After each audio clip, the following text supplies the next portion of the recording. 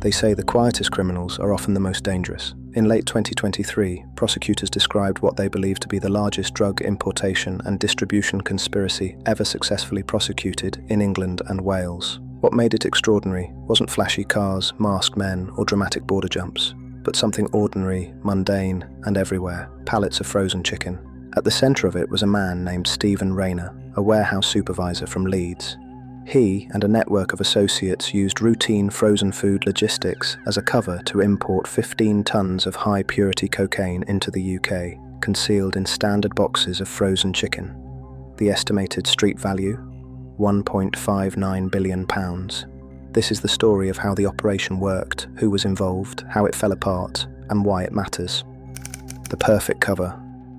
From Netherlands to UK freezer, 18 pallets of frozen chicken arrived in the UK across 34 separate deliveries from the Netherlands, shipped via a legitimate Dutch haulage company. On paper, every signal looked right. The paperwork checked out, temperature logs and cold chain documentation were valid, and the freight looked like run-of-the-mill chicken imports destined for retailers or wholesalers. But hidden inside some of those pallets were blocks of cocaine, bricks frozen inside, wrapped and concealed among the chicken. Once the pallets reached a warehouse unit in Redditch, West Midlands, the drugs could be extracted, repackaged and distributed, all while the rest of the shipment continued on as ordinary chicken. Because of the cold chain, frozen food is regarded as perishable. Inspections are often avoided to prevent spoilage. X-rays and scans are less effective on dense frozen blocks, and freight handlers and inspectors are under time pressure. This created a blind spot, the perfect smuggling method. The criminals behind it exploited that blind spot ruthlessly. In short, the cover was ordinary, boring, absolutely unremarkable, and that's why it worked.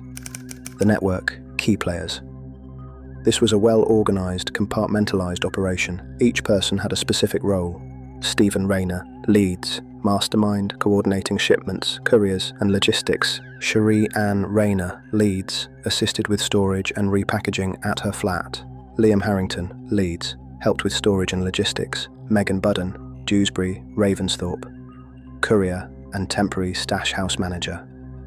Brandon Mann, Dewsbury, courier, transported drugs and cash. Stephen Gibson, Glasgow, runner, delivering large warehouse loads to couriers. Darren Hunter, Glasgow, transported drugs along motorways. Tabrez Hussain, Birmingham, warehouse worker, unpacked pallets and prepared drugs for distribution. Together, they formed a pipeline: import, extraction, repackaging, transport, storage, distribution. Each role was crucial, yet no one handled the entire operation, maintaining secrecy and efficiency. In addition, the cocaine is believed to have been supplied by a Mexican cartel operating under the alias Nueva Generación. The gang worked under instructions from a drugs kingpin known only by the alias Fendi. How the operation ran: mechanics, logistics, and distribution. The mechanics of the smuggling operation had to be precise. Any misstep could alert authorities, yet the network moved dozens of tons over months.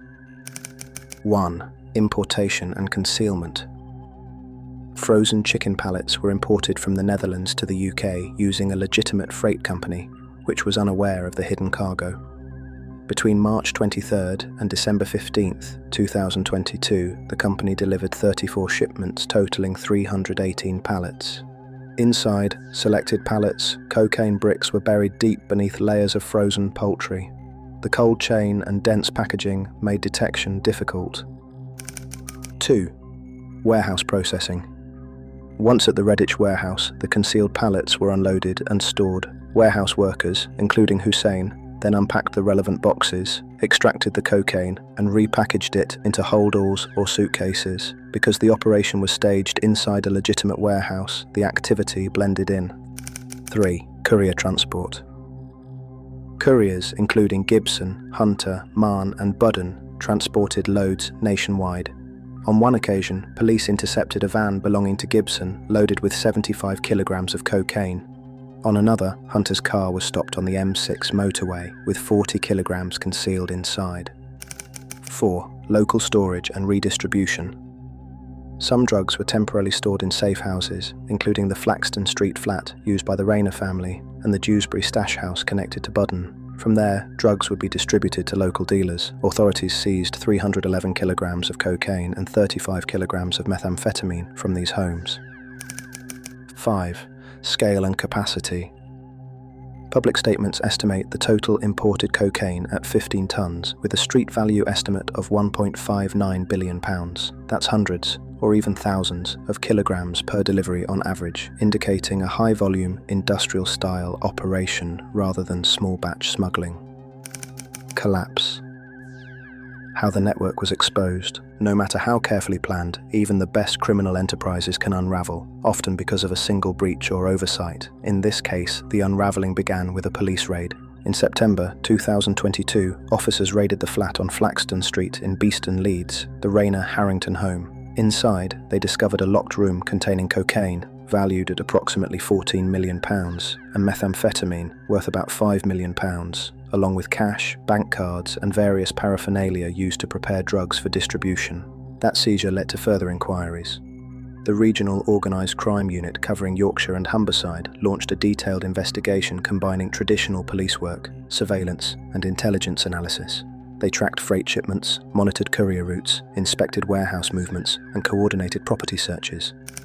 Trial, convictions, and sentences. On 10th November 2023, at Sheffield Crown Court, 6 members of the network were sentenced after admitting their involvement. Stephen Rayner, Sherry Ann Rayner, Liam Harrington, Megan Budden, Stephen Gibson, and Darren Hunter. Their combined sentences totaled 58 years. Later, on the 16th of January 2024, Brandon Mann was jailed for 16 years, and warehouse worker Tabrez Hussain received 17 years for their roles. Police and prosecutors called the operation industrial scale, stating that the conspiracy's size and sophistication made it the biggest drugs case they had ever dealt with. Why it worked. Factors behind the success. The operation succeeded because it exploited legitimate systems, used compartmentalization, and relied on volume rather than stealth per shipment. Cold chain logistics, frozen imports are hard to scan and often avoided to prevent spoilage. Compartmentalized roles, limited exposure if one member was caught. Geographic spread, operations in multiple cities reduced obvious patterns. Volume over stealth, large shipments increased efficiency while minimizing per-load detection risk. Legitimate freight companies, unaware of hidden cocaine, providing a facade of legitimacy. Human toll and broader impact. Beyond bricks and cash, this conspiracy could fuel addiction, crime, and social harm across multiple regions. It also shows how ordinary people, warehouse workers, couriers, housemates, can orchestrate extraordinary criminal activity. Authorities highlighted that modern trafficking doesn't always look dramatic. Sometimes it looks like routine commerce, frozen chicken pallets, legitimate warehouses, ordinary people. Lessons learned. Cold chain imports can be a trafficking vulnerability. Compartmentalized networks are harder to detect. High-volume shipments can succeed under routine inspection systems. Ordinary commercial fronts can mask extraordinary crime. Law enforcement is now paying closer attention to frozen food imports, warehouse oversight, and logistics chain vulnerabilities. Conclusion. The frozen chicken cocaine conspiracy proves danger can hide in plain sight. Ordinary deliveries, ordinary people, and ordinary warehouses masked a billion-pound criminal enterprise. Even the most sophisticated operations unravel under vigilance, intelligence, and persistence.